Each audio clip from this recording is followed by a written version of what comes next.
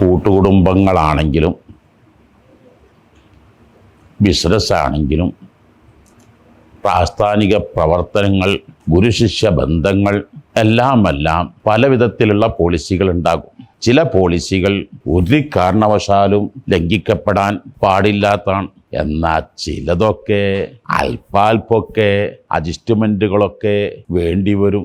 പക്ഷേ ആ അഡ്ജസ്റ്റ്മെൻറ്റുകൾ വളരെ സ്വകാര്യമാക്കണം. അത് പരസ്യപ്പെടുത്തുന്നത് വമ്പിച്ച പ്രത്യാഘാതങ്ങളുണ്ടാക്കും.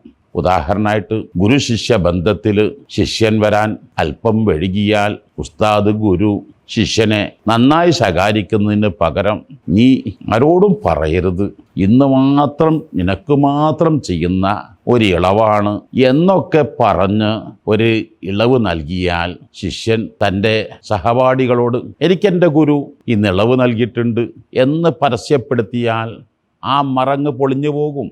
ശിഷ്യരത് 100% ഉൾക്കൊണ്ട് ഇനി ഞാൻ ഒരിക്കലും ലീവാക്കുകയില്ല. തൻ്റെ സഹപ്രവർത്തകരോടും സഹപാഠികളോടും നിങ്ങൾ ഒരിക്കലും ലീവാക്കരുതെന്ന് ഉപദേശിച്ചാൽ കൂട്ടുകുടുംബങ്ങളിൽ എന്തെങ്കിലും തെറ്റ് ന്യൂനതകൾ വന്നാൽ അവിടൊക്കെ അഡ്ജസ്റ്റ്മെൻറ്റുകൾ ചെയ്ത് കണ്ടില്ല കേട്ടില്ലെന്ന് മനസ്സിലാക്കി വിട്ടുവീഴ്ച കൊടുത്ത ഒരു പ്രശ്നമല്ല. ഇവരെല്ലാവരോടും അങ്ങനെയാണ്. പല സ്വകാര്യങ്ങളും രഹസ്യങ്ങളുമില്ലാത്ത കൂട്ടുകുടുംബങ്ങൾ ഉണ്ടാവില്ല. അഡ്ജസ്റ്റ്മെൻറ്റുകൾ നിർബന്ധമാണ്. പക്ഷേ സ്വകാര്യമാക്കേണ്ടത് സ്വകാര്യമാക്കാൻ എല്ലാവരും ശ്രദ്ധിക്കണം. അച്ചടക്കം മര്യാദ എന്നൊക്കെ പറയുന്നത് ഒരു മുട്ടയുടെ തോല് പോലെയാണ്. അത് ആരും പൊരിക്കാനും ഒന്നും ആരും എടുക്കാറില്ല. എന്നാൽ ആ തോലില്ല എങ്കിലോ ആ മുട്ട പെട്ടെന്ന് കേടുവന്നു പോകും.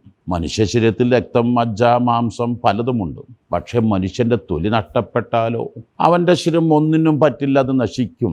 എന്ന പോലെ ഏത് ബന്ധങ്ങളും സുദൃഢമാവണമെങ്കിൽ അതിന് അച്ചടക്കം, മര്യാദകൾ, അഡ്ജസ്റ്റ്മെൻറ്റുകൾ നിർബന്ധമാണ്. അതാരും പിച്ചി ചീന്തരുത്, ചെറുതായി കാണരുത്, മോശമായി ചിത്രീകരിക്കരുത്.